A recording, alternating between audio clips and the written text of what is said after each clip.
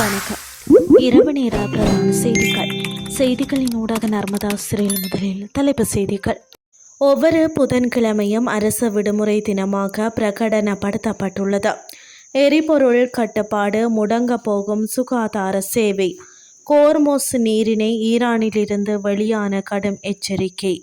இனி விரிவான செய்திகள். ஒவ்வொரு வாரமும் புதன்கிழமையை அரசு விடுமுறை தினமாக பிரகடனப்படுத்துவதற்கு தீர்மானிக்கப்பட்டுள்ளதாக அத்தியாவசிய சேவைகள் ஆணையாளர் நாயகம் பிரபாத் சந்திரகீர்த்தி தெரிவித்துள்ளார்.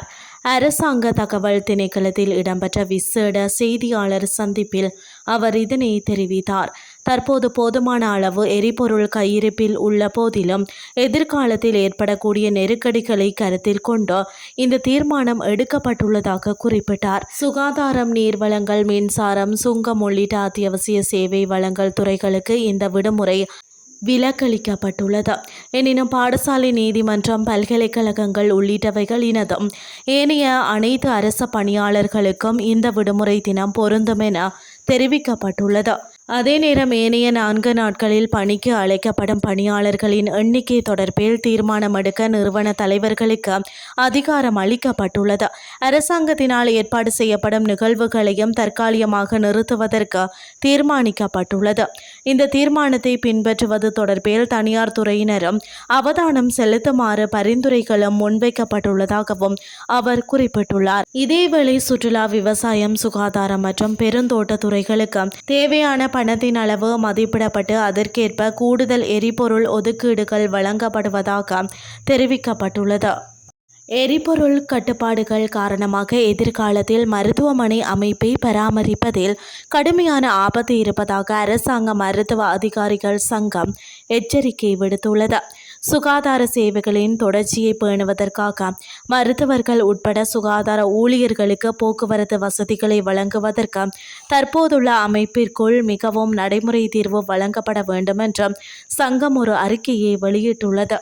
மேலும் இது தொடர்பாக தலையிடுமாறு அரசாங்க மருத்துவ அதிகாரிகள் சங்கம் ஏற்கனவே ஜனாதிபதியிடம் எழுத்துப்பூர்வ கோரிக்கையை விடுத்துள்ளது.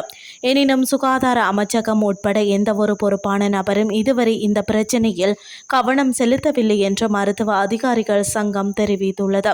அதன்படி தற்போதைய நிலைமை தொடர்பாக கலந்துரையாட நாடு முழுவதும் உள்ள அனைத்து பிரதிநிதிகளின் பங்கேற்புடன் நாளை அரசு மருத்துவ அதிகாரிகள் சங்கத்தின் அவசர மத்திய குழு கூட்டம் நடைபெற உள்ளதாக அறிவிக்கப்பட்டுள்ளது.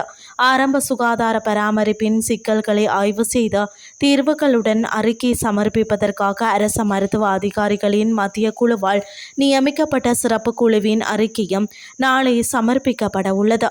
இந்த விஷயங்கள் அனைத்தும் மதிப்பாய்வு செய்த பிறகு எதிர்கால திட்டங்கள் தொடர்பான பல முக்கியமான முடிவுகள் நாளை அறிவிக்கப்படும் என்று சங்கம் மேலும் தெரிவித்துள்ளது. இனி வெளிநாட்டு செய்திகள். ஈரானை தாக்க கோர்மோஸ் நீரிணையை பயன்படுத்த எந்த ஒரு நாடும் அனுமதிக்கப்படாது என்று ஈரானிய வெளியுறவு அமைச்சக செய்தி தொடர்பாளர் இஸ்மாயில் பகாய் தெரிவித்துள்ளார். அமெரிக்காவும் இஸ்ரேலும் இப்பகுதியில் உறுதியற்ற தன்மையை உருவாக்கியுள்ளதால் இந்த கடல் பாதை வழியாக கப்பல் போக்குவரத்து தற்போது சிறப்பு நிலைமைகளின் கீழ் நடைபெறுகிறது என்று அவர் கூறினார். இதற்கிடையில் கோர்மோஸ் நீரிணையின் கட்டுப்பாடு ஈரானிய ஆயுத படைகளின் வசம் உள்ளது என்றும் ஒரு கடலோர நாடாக ஈரான் தனது தேசிய பாதுகாப்பிற்கு தேவையான எந்த நடவடிக்கைகளையும் எடுக்க உரிமை உண்டு என்றும் அவர் குறிப்பிட்டார். வரலாற்று ரீதியாக இந்த கடல் பாதையின் பாதுகாவலராக ஈரான் இருந்து வந்தாலும் தற்போதைய பாதுகாப்பின்மைக்கு அமெரிக்காவும் இஸ்ரேலும் தான் காரணம் என்று அவர் குற்றம் சாட்டினார்.